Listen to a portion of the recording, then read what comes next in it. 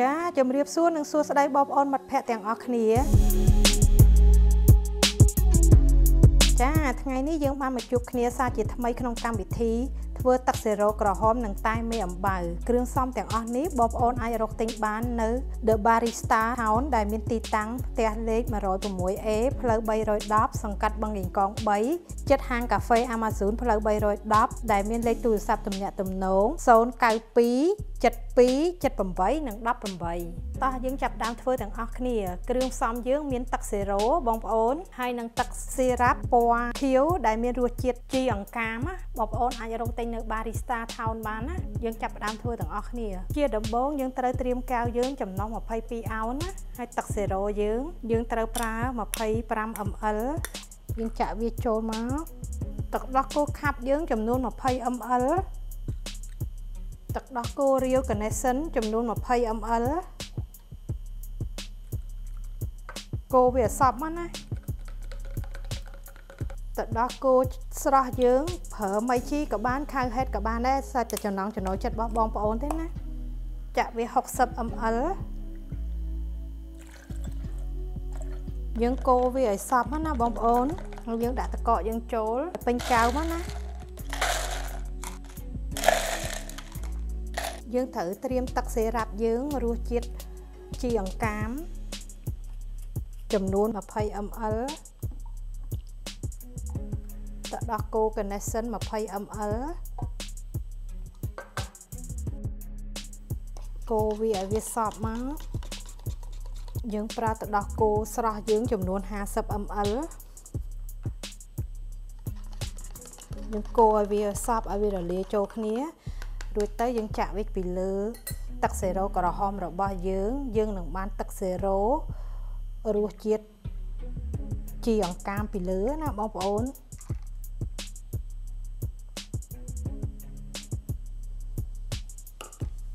យើងអាចបន្ថែមទឹកកកឲ្យវាពេញកែវបាន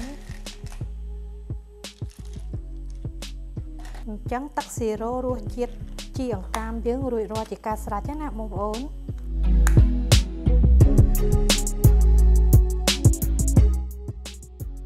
បន្តមកទៀតខ្ញុំនឹងបង្ហាញជូនបងប្អូននៅវិធីធ្វើទឹកសេរ៉ូក្រហមជាមួយម្សៅតែមេអំបៅណាបងប្អូនហើយទឹកសេរ៉ូយើងប្រើ25 ml ដដែល25ទឹកដោះគោខាប់25 ml ទឹកដោះគោ Carnation យើង25 ml ទឹកដោះគោស្រស់យើងចំនួន50 ml យើងកូរវាឲ្យសព្វឲ្យវារលាយចូលគ្នាណាបងប្អូនហើយយើងដួសទឹកកកដាក់ឲ្យវាពេញកែវយើង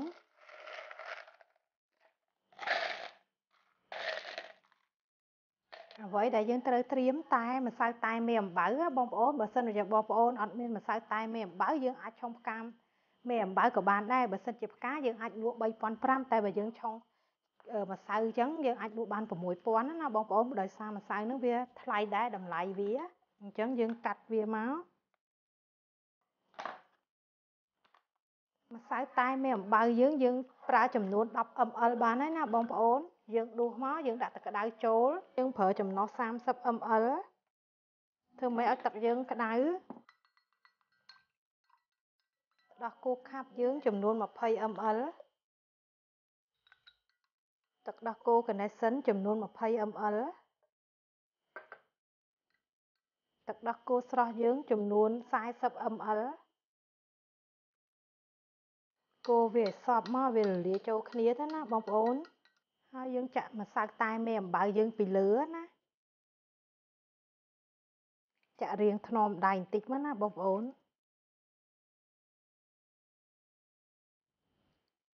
អញ្ចឹងទឹកសេរ៉ូក្រហមយើងនឹងម្សៅតែមេអំបៅរួចរាល់ជាការស្រេចណាបងប្អូន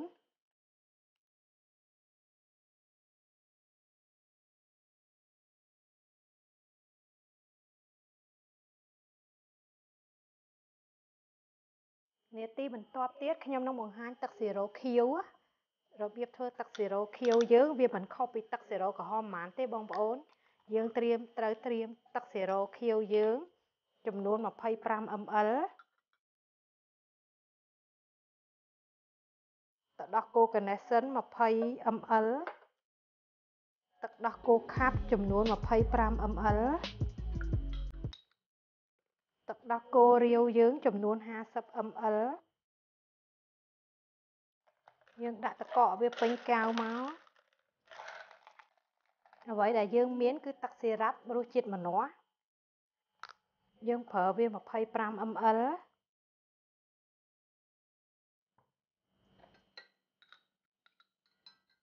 ទឹកដោះគោ Carnation យើង 25 ml ទឹកដោះស្រស់យើងចំណុះ 50 ml កូរវាឲ្យសព្វឲ្យវារលាយចូលគ្នាណាបងប្អូនហើយយើងចាក់ចូលកែវយើងកែវទឹកសេរ៉ូខៀវរបស់យើង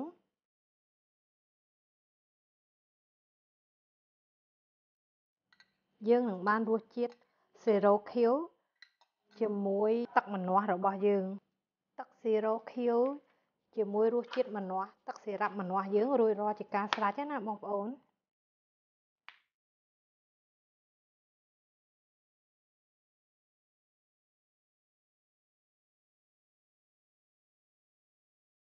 នាទីបន្ទាប់ខ្ញុំសូមបង្ហាញជូនទឹកសេរ៉ូទឹកដោះគោជាមួយទឹក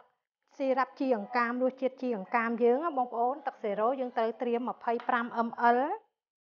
ទឹកដោះគោ Carnation 25 ml ទឹកដោះគោខាប់25 ml ទឹកដោះគោរាវយើង50 ml យើងកូរវាឲ្យសព្វឲ្យវារលាយចូលគ្នាមកណាបងប្អូនហើយយើងដាក់ទឹកកកចូលឲ្យវាពេញកែវមកកែវដែលខ្ញុំបង្ហាញជូនបងប្អូនគឺកែវចំណុះ 22 អោនណាយើងត្រូវត្រៀមទឹកស៊ីរ៉ាប់យើងចំនួន 25 ml ទឹកដោះគោ Carnation ចំនួន 25 ml ទឹកដោះគោរាវ 50 ml អាហ្នឹងយើងអត់ប្រើដោះគោខាប់ទេព្រោះវាទឹកខ្សែរ៉ាប់ហ្នឹងវាមានជាតិផ្អែមស្រាប់ណាចុះបើយើងដាក់ទឹកដោះគោខាប់ទៀតវារឹតតែផ្អែមអញ្ចឹងយើងកូរទឹកស៊ីរ៉ាប់យើងនេះឲ្យវារលាយចូលគ្នាមកហើយយើងចាក់វាពីលើអញ្ចឹងរួចរាល់ហើយណាបងប្អូន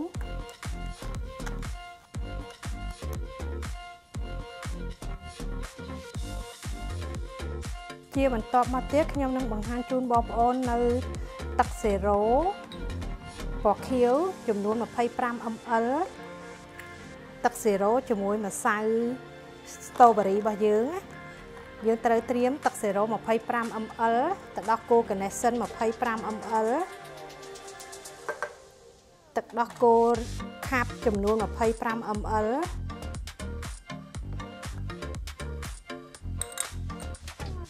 ទឹកដោះគោស្រស់យើងចំនួន 50 ml យើងកូរវាឲ្យសព្វឲ្យវារលាយចូលគ្នាយើងយកទឹកកកយើងចូលឲ្យពេញកែវ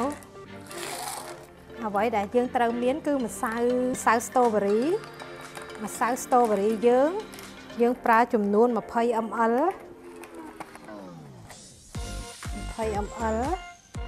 យើងដាក់ទឹកក្តៅចំនួន 30 ml កូរវារលាយចូលគ្នាមកឲ្យវាសព្វឲ្យវារលាយចូលគ្នាទៅណាបងប្អូនយើងប្រើទឹកដោះគោ Carnation យើង 25យើងប្រើទឹកដោះគោខាប់យើងចំនួន 25សំទោសបងប្អូន 20 ml បានហើយព្រោះទឹកសេរ៉ូខៀវយើងមិញក៏វាមានជាតិផ្អែមដែរ 20 ml យើងប្រើទឹកដោះគោស្រស់យើងចំនួន 40 ml យើងកូរវាឲ្យសព្វមកឲ្យវារលាយចូលគ្នាណាបងប្អូនយើងចាក់វាពីលើ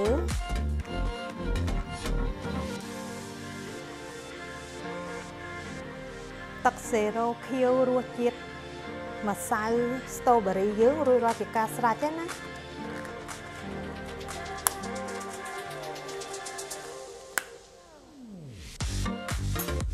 ទឹកសេរ៉ូខៀវទឹកសេរ៉ូក្រហមរសជាតិតែមេអំបៅនិងរសជាតិជីអង្កាមយើងរួចរាល់ជាការស្រេចណាជាចុងក្រោយខ្ញុំសូមជូនពរបងប្អូនសុខភាពល្អទាំងអស់គ្នាកុំភ្លេចជួយ like subscribe ឲ្យ channel នាងខ្ញុំផងសូមអរគុណបងប្អូនជម្រាបលាពេលដែលយើងញ៉ាំយើងកូរវាសប់ឲ្យវាលាចូលគ្នាទៅណា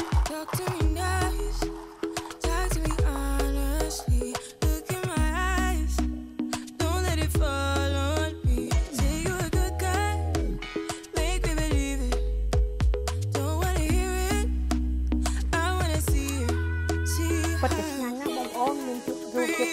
ស្រេចហ្មងរូបមន្តធ្វើតាមយើងខ្ញុំមិនខុសទេរសជាតិឆ្ងាញ់ណាស់